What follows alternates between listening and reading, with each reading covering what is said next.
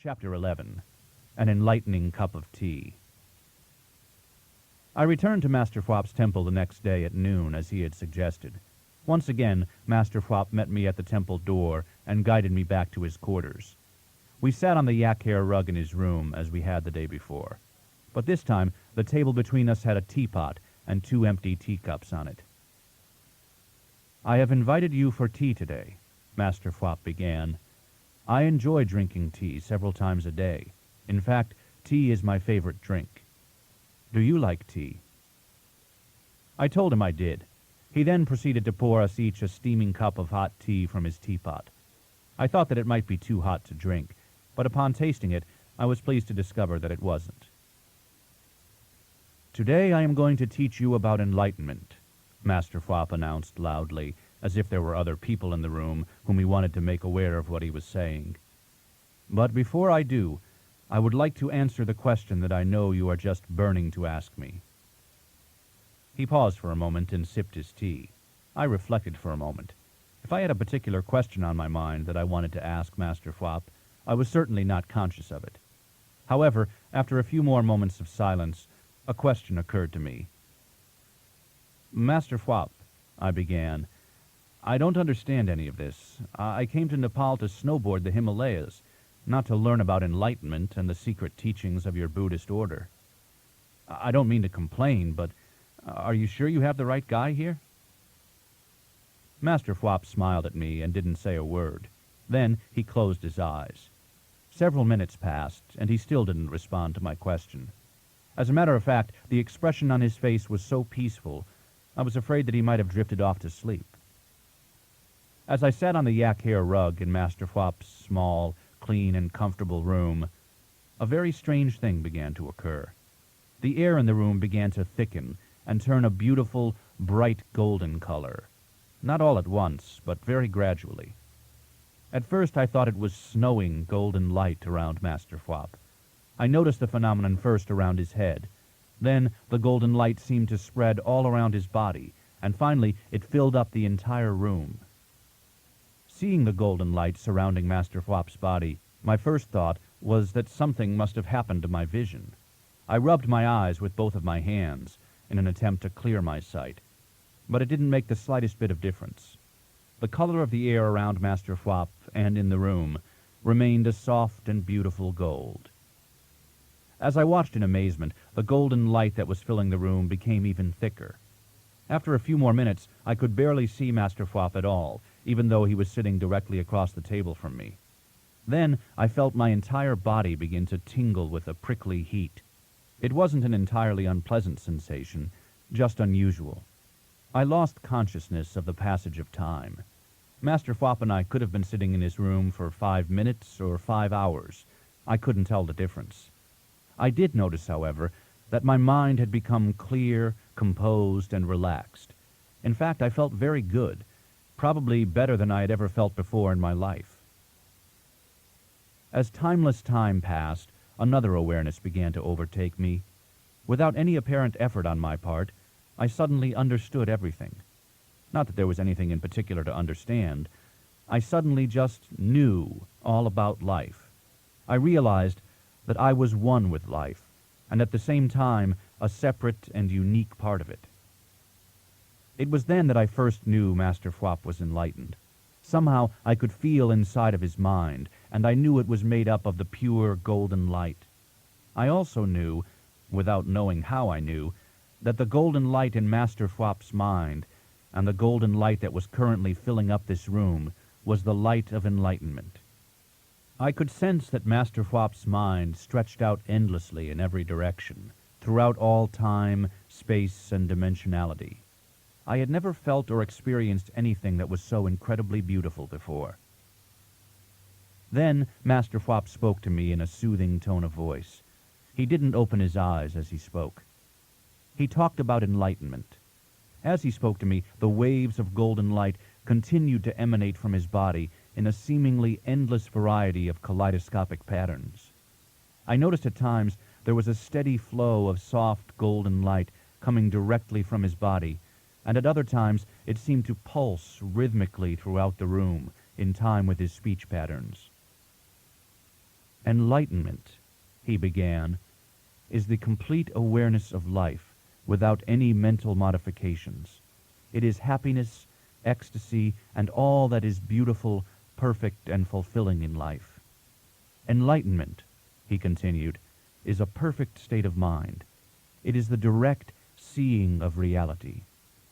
The world most people see, which they call life, is really just a dream.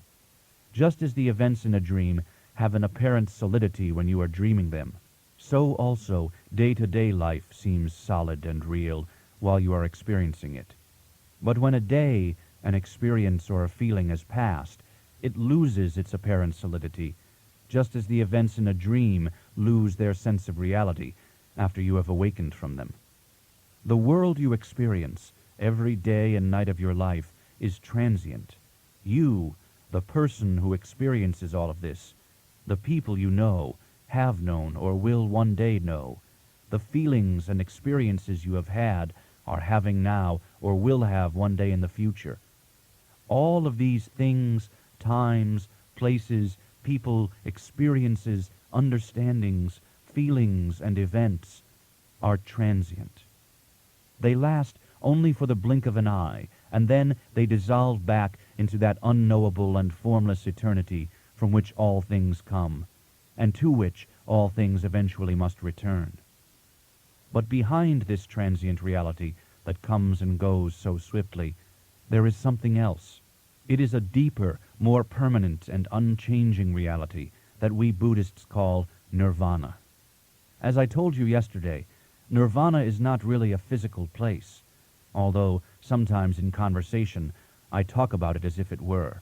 It is not really an experience, although sometimes for purposes of explanation and clarification I mention it as if it were. Nirvana is the intelligent light that makes us and everything that we experience, from birth to death and from death to rebirth. It is also the same light that makes up everything that is beyond the cycle of birth, death, and rebirth. It is wonderful beyond knowing. It creates all of the transient worlds and the beings that inhabit them out of itself. It sustains them, transforms them, and eventually draws them back into itself again. And yet, while the beings it creates will experience the pleasures and pains and the successes and failures of existence, it remains aloof from them. It is untouched by their happiness or unhappiness. Nirvana is a state of perpetual bliss and ecstasy, unaffected by the transient ups and downs of its own creations. Tantric Buddhist yoga is a pathway a person can follow to enlightenment. Through the tantric practices, you can unite your consciousness with the eternal bliss and ecstasy of nirvana and rise above the limited conditions of pleasure and pain, success and failure, happiness and sorrow, that all of the countless unenlightened beings in creation are slaves to. If you want to constantly experience the unalloyed ecstasy of life, you must first break contact with the things that cause you pain. You can accomplish this through the twin Buddhist practices of meditation and mindfulness. In meditation, by fully focusing your mind on your chakras, stilling your thoughts, and increasing your kundalini flow, you can rise above your body consciousness and unite your mind with the clear light of nirvana. This establishes a flow of bliss and happiness between your mind and enlightenment. With the happiness, ecstasy, and power you gain from meditation, you can then gradually remove your mind from the things it has become hooked to that cause it pain. Once you have accomplished this, regardless of what happens to you in your physical life, you will always be happy. When you draw your happiness each day from the endless awareness of nirvana, Master Phop continued, you are no longer a slave to fortune. When pleasant experiences come your way, you can enjoy them. But if pain and misfortune befall you, you can rise above them and remain unaffected. The bliss and ecstasy of nirvana will lift you far above the transient sorrows of both life and death. Try thinking of it this way, Master Phop said. Above the clouds, the sun is always shining. Today, if it is a cloudy day, we cannot enjoy the sunshine and feel as much of its warmth as we could on a sunny day. But if you and I were to get into a jet plane and fly high above the clouds, there would only be sunshine. It is always sunny above the clouds. In much the same way, if you derive your happiness from the events, sensations, and other experiences that you have in this physical world, and from the emotions and feelings they generate within your mind and body, you are a slave to the weather of events. When things are sunny in your life, you will be happy, but on cloudy days, which we all have in life, you will be sad, depressed, and in pain. As you know, we cannot control the weather. As a matter of fact, we can hardly predict it. It is the same with day-to-day life. It is very hard to control life, even some of the time, let alone most or all of the time, and it is almost impossible to predict life. But after you have united your mind with nirvana in deepest meditation, you will always be in an enlightened state of consciousness. Then let the clouds of life come.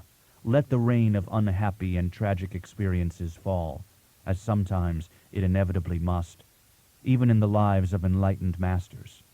If your mind has become one with nirvana through the practice of meditation and mindfulness, you will remain happy at all times. But Master Phwap, I found myself asking, how do people who meditate feel during the period of time before they become enlightened? Are they as unhappy, and do they still suffer as much as other unenlightened people? Or are they better able to deal with what you refer to as the cloudy days of human life because they meditate? Do they have to become enlightened before things really improve for them? Master Phwap opened his eyes and looked directly at me. These are good questions, he laughed. Naturally, it takes quite a bit of time to become enlightened. But it is really not so different from learning any other art. All you need is time, a good teacher, and practice. When you first begin to meditate, you should not expect too much too soon. The first day you start studying a foreign language, you don't expect to speak it, do you? But even after only several weeks of practicing meditation, you will begin to have more energy and be a little bit happier. Gradually, as your meditation practice improves, you will experience even greater happiness and have more internal energy at your disposal. Eventually, as you further improve your meditation practice, you will experience ecstasy and knowledge that is beyond the power of words to describe. Each time you meditate, you create a stronger connection with the world of inner light and happiness that exists within you, Master Phwap explained. Over the course of many years of practice, that connection will become brighter and more ecstatic. But even from the very beginning of your meditation practice, you will notice that some of the brightness and ecstasy you experience during meditation will enter into your day-to-day life. Remember, Master Phwap said in a mock tone of warning, as your meditation practice improves from month to month, more and more light and ecstasy will spill over into the moments of your daily life. Eventually, a time will come when you will always exist, as I do, in a state of continual light. Master Phwap, if all you learn from a master are the secret meditation techniques, why would you need to continue to study with a master once you have learned the techniques from him? I inquired. You will need correction, direction, and most of all, you will need your master's auric empowerment, Master Phwap quickly explained. If you have electricity in the wires of your house, he continued, you only have to plug a lamp in to make it work. The current is already there for you to use. But if you only have a small, hand-powered generator to light a lamp, then you will only have light when you turn the crank of the hand generator. When you stop, the light will fade and go out. An enlightened master is a perpetual source of the cosmic light because his mind is always merged with nirvana. If you are a student of an enlightened master, then you can literally tap into his aura, the field of light that comes through him, anywhere and at any time. All you have to do is meditate on your Buddhist master, and the light will come into your mind. An enlightened Buddhist master provides his students with auric empowerment. He literally transfers light, power and knowledge into their auras. This empowerment gives his students an extraordinary amount of prana. This increased amount of prana enables them to meditate more deeply and to accomplish other things in their lives more rapidly and with greater happiness and ease. Naturally, this is not the case for most people who meditate. He continued, in this whole world, there are actually very few people who study meditation with an enlightened master. That is because there are not very many enlightened masters on the entire earth. Most people don't have enlightened masters, he said with a slight sigh, as if the fact troubled him. So they only experience a limited amount of light when they practice meditation. But a person who wants to progress more rapidly and wishes to overcome unhappiness sooner should try to find an enlightened master. If a person is serious about not just being a little bit happier, and if that person wants to become enlightened and experience infinite happiness, then he or she must study with an enlightened master. No one on this earth attains enlightenment anymore without an enlightened master as a guide, unless, of course, that person was enlightened in many previous incarnations. Master Phwap paused and looked directly into my eyes. The golden light was still filling the air between us. I felt my awareness change, and I simultaneously felt a strange tingling sensation at the top of my head. After staring into my eyes for several minutes, he resumed speaking. Nirvana, enlightenment, these terms are interchangeable. Call it anything that you want to. Its nature is perfect harmony, peace, and joy. Unlike the transient days of our lives that constantly come and go, Nirvana has always been, is now, and always will be. This is the hardest thing in the universe to understand, he said with a happy laugh. You must look beyond my words in order to know what I am talking about. You need to experience the reality of light yourself in your own meditation. Only then will you really understand how perfect life is. Then, of course, you will be happy forever. But, Master Phwap, how can a person be happy in a world in which there is so much injustice and unhappiness? Everyone and everything dies, and there's so much pain and useless suffering in everyone's lives. How can meditation and enlightenment change all of that? I agree with you, Master Phwap said warmly. The world of human experience is very uncertain. Today you will be happy, and then tomorrow you will be unhappy. Today you may get what you want, and tomorrow you may not. Today you are young and filled with energy, and in the future you will grow old and may become very tired. Only the enlightened are consistently happy, because their happiness is not predicated upon the events and experiences that take place in this world. Instead, it is based upon their boundless inner energy they gain from their connection with the world of enlightenment. Master Phwap defines astral travel.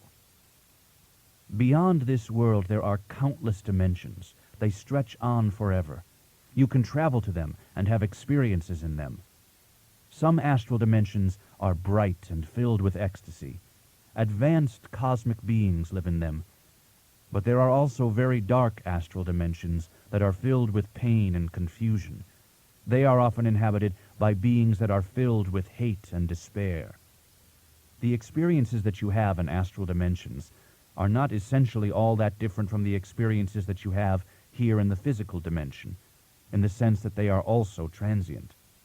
Some people make the mistake of assuming that it is always better somewhere else. But life is more or less the same wherever you go, because wherever you go, there you are. I mention this to you only because so many people seem to confuse the experience of meditation and enlightenment with astral travel. Some people travel to other dimensions in their astral bodies when they meditate, but astral traveling doesn't bring a person lasting happiness. As a matter of fact, if astral traveling is not done properly, it can be quite dangerous. It is an adversarial world outside the safety of nirvana and enlightenment. In life, all things need to feed on other beings just in order to exist. Some beings also like to cause others to needlessly suffer just out of pure maliciousness.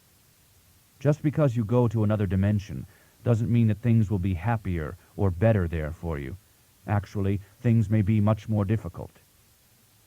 There are many different forms of life in the universe, Master Flop continued, with a tone of warning in his voice, and human beings are unaware of most of them. As you know, one small virus can take away your physical life. And as you have also learned, there are dangerous people and situations in life that you need to avoid simply to go on living, let alone to achieve happiness and perfect enlightenment. It has taken many years of your life just for you to learn how to successfully negotiate many of the physical dangers of the day-to-day world. Learning to cross a street in traffic, or turning down unacceptable or suspicious invitations from strangers, are things you do that you now take for granted. But when you were first born, you didn't know about these dangers and how to deal with them. You learned about them from your parents, your teachers at school, and through other experiences you have had. Human beings only recently discovered that bacteria and viruses exist. I can personally assure you, as a Buddhist monk who has studied the riddles of existence for many, many thousands of incarnations, that there are also many other complex beings and life forms that inhabit other dimensions. They can be very dangerous when encountered, unless, of course, you know how to handle or avoid them. The point I am making is that enlightenment is not interdimensional travel, Master Flop said in a strong tone. Enlightenment is the experience of pure light. I have nothing against interdimensional travel. As a matter of fact, I do it freely. But I learned to do it safely and correctly from my master, Fwaj Shastradup. What is interdimensional travel like? I asked.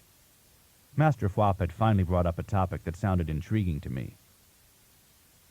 Interdimensional travel is similar to traveling from one country to another, he replied. Sometimes it is refreshing and elevating, and sometimes it is tiring and dangerous. But it certainly should not be confused with the experience of nirvana and enlightenment. Unlike the experience of nirvana, traveling to other dimensions will not take you beyond suffering, nor will it help you to experience the limitless ecstasy of creation. As a matter of fact, interdimensional travel has nothing to do with enlightenment at all. If you are enlightened, you can experience ecstasy in any dimension and at any time, Master Flop exclaimed. Enlightenment is not related to where your physical or astral body may be, or to any experiences that you may be having with them. Enlightenment is beyond dimensionality. If it wasn't, it wouldn't provide permanent liberation from sorrow. It would only be another transient experience that eventually would culminate in sorrow, as all other human experiences eventually do. That is why enlightenment is really worth seeking, Master Flop stated emphatically. It is the only thing that gives you permanent happiness. When you experience the ecstasy, peace, and perfection of the endless and formless light of enlightenment, everything is all right. You are happy and free. You know life. Once you are enlightened, you can do whatever you want without fear or sorrow. You can choose to have a career or live in a monastery. You can go snowboarding, get married, stay single, be rich and famous, or live unknown in a high Himalayan cave. It is up to you. When your mind is flooded with the pure light of nirvana, which is happiness itself, you will be delighted with whatever occurs to you. But without enlightenment, everything in life is harsh. Sooner or later, you see everyone you love die, unless you die first, of course. This causes you to suffer. But when you are enlightened, you see and understand that nothing and no one really dies, Master Flop continued. At the moment of death, a being simply changes forms. When you are enlightened, you know that everything and everyone, including yourself, is eternal. Armed with this knowledge, you no longer fear death or feel as much sorrow when those you love die. Once you have personally experienced enlightenment, you will see beyond the ocean of death to the everlasting shores of immortality. When you are enlightened and have united your mind with the deepest and most ancient part of the mind of the universe, You are not affected by suffering the way other people are. Naturally, your physical body will still feel pain if you get hurt, but you will not be overwhelmed, even by extreme physical pain, because your mind will be filled with light, love, and understanding. Master Fop paused and closed his eyes. As he did, the golden light that filled the air between us suddenly became more solid. I couldn't see Master Fop, or anything else in the room for that matter. It was as if I had joined Master Fop in a dimension of solid gold light. Nothing seemed to matter to me anymore. My mind had an unbroken continuity with all of creation. I was at peace. Then Master Fop spoke to me. It seemed as if his voice came from afar. At first, I was only vaguely aware that he was speaking. Then, I became fully aware of what he was saying to me. Because of your karma from your past lives, you will become enlightened in this lifetime. You have been enlightened in a number of your previous lives. You cannot avoid becoming enlightened. It will come to you when you are 29. But first you must prepare yourself. You must learn to meditate and stop your thoughts. You must overcome all egotism and selfishness by serving others. You must cleanse your mind so that enlightenment will find a happy place to reside there. I listened to what Master Fop said that day about enlightenment. His words touched something very deep within me. I knew, after he had spoken, that what mattered most in life was to be as aware as he was, to be enlightened. I don't think I consciously understood most of what he said to me that day, but as he talked, I could sense the light and the wisdom that was behind his words. Somehow, I could feel that he was in touch with the most perfect part of existence, and that was enough for me. His reference to my future didn't really have much of an effect on me. He was talking about how I had been in past lives that I couldn't remember, and about what was going to happen to me in a future that hadn't occurred yet. I heard his words, but I don't think I particularly believed them, nor did I disbelieve them. Saying I was enlightened in the past, and that I would be enlightened again in the future, was something for which I didn't have any reference point. It was simply out of my league. Master Fop's reflections upon enlightenment, the visible golden light I had seen around him, and the way it had transported my mind into a world of perfect feelings, emotions, and understandings, did affect me quite profoundly that day. Without my knowing how or why, I simply knew what he had told me was true. Master Fop answered a few more questions I had about enlightenment, and then, suddenly, it was sunset. Somehow, without my noticing it, the golden light had vanished from the room, and the two of us were sitting together in silence. The tea had grown cold. Master Fop left me at the entrance to his temple, and I walked back to the hostel along the narrow streets of Kathmandu. As I walked, everything I saw seemed to glow and give off wave-like vibrations of light, not as bright as the light I had witnessed around Master Fop, but more subtle and subdued. Looking at the buildings as I passed by them, I could see they were really made up of dancing particles of energy. I now knew that the world wasn't really as solid as it looked. Walking along the cold, dark streets of Kathmandu, I didn't feel very physical. Instead, I felt as if I was pure motion, a feeling I have experienced both before and since, when, on rare occasions, I have been snowboarding without any self-consciousness. I slept well that night, and dreamt of snow falling in the Himalayas.